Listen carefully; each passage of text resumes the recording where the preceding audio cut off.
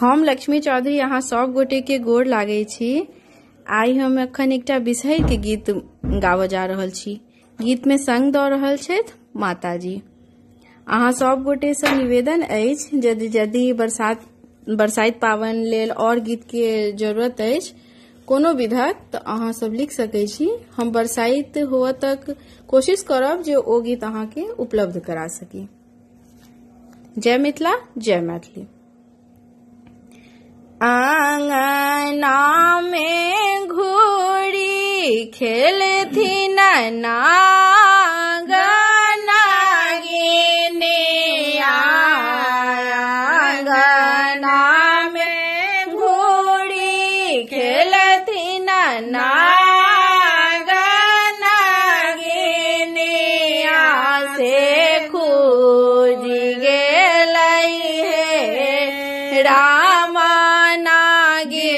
के रे के सिया से खोज गेलै राम नागिन के रे के सिया।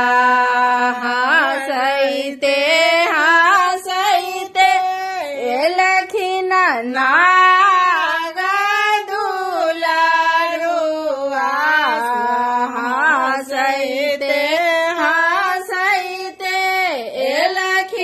नाग दुलारुआ पकड़ लेलखिन हे नाग नागिन के आचरिया।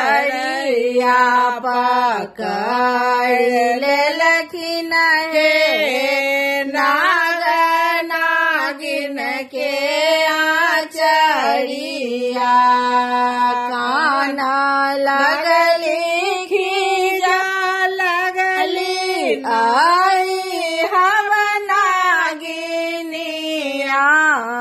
काना लगली खीजा लगली आई हम नागिनिया से फाट गेलै हे नाग पियरिया चढ़िया से फाट गेलै हे राम पियरिया चढ़िया। जोने कानो जोने खीजो आई हम नागिनिया। जोने कानो जोने खीजो आई हम नागिनिया। पवनैतिन देथिन हे राम पियरिया चढ़िया। पवनैतिन देथिन हे राम पियरिया चढ़िया। जाए तो आहे पवनैतिन देवया चढ़िया।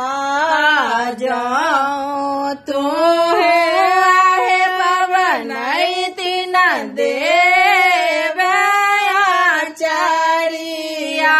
सोहाग देवोगे देवो गोदी के बालक बा। सोहाग देवोगे देवो गोदी के बालक बा। पकड़ लेलखिन हे राम नागिन के रे के सिया।